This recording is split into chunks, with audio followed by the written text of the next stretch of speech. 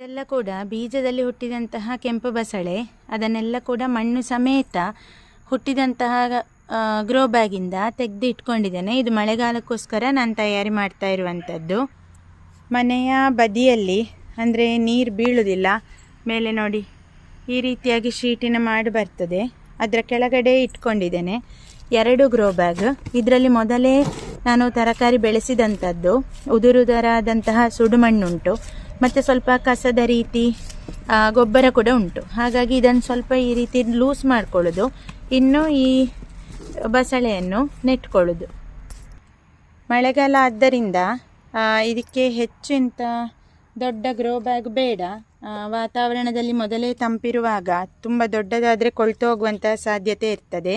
ಸದ್ಯಕ್ಕೆ 4ರಿಂದ 5 ಗಿಡ ನೆಟ್ಕೊಂಡಿದ್ದೇನೆ. ಇದೊಂದು ದೊಡ್ಡ ಗಿಡ, ಉಳಿದದ್ದಷ್ಟು ದೊಡ್ಡದಲ್ಲ, ಸಾಧಾರಣದ್ದು.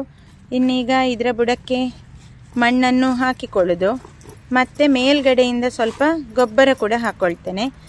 ಬಸಳೆಯ ಬೇರು ಹೆಚ್ಚು ಉದ್ದಕ್ಕೆ ಹೋಗದ ಕಾರಣ ಸಣ್ಣ ಗ್ರೋ ಬ್ಯಾಗ್ ಕೂಡ ಸಾಕಾಗ್ತದೆ. ಗೊಬ್ಬರ ಮಾತ್ರ ಆಗಾಗ ಕೊಡ್ತಾ ಇರಬೇಕಾಗ್ತದೆ. ತುಂಬ ದೊಡ್ಡ ಗ್ರೋ ಬ್ಯಾಗ್ ಆದರೆ ನನಗೆ ಮೇಂಟೈನ್ ಮಾಡಲಿಕ್ಕೂ ಕಷ್ಟ ಆಗ್ತದೆ ಹೇಳಿ ಇಷ್ಟು ಸಣ್ಣ ಗ್ರೋ ಬ್ಯಾಗ್ ನಾನು ಉಪಯೋಗಿಸೋದು. ಬುಡದಲ್ಲಿರುವಂತಹ ಚಂದ ಇರುವ ಎಲೆಯನ್ನು ತೆಗೆದು ಮತ್ತೆ ಅಡುಗೆಗೆ ನಾವು ಉಪಯೋಗಿಸ್ಬೋದು. ಇದು ಹಟ್ಟಿ ಗೊಬ್ಬರ, ಇದನ್ನು ಮೇಲ್ಗಡೆಯಿಂದ ಇಟ್ಕೊಳ್ಳೋದು.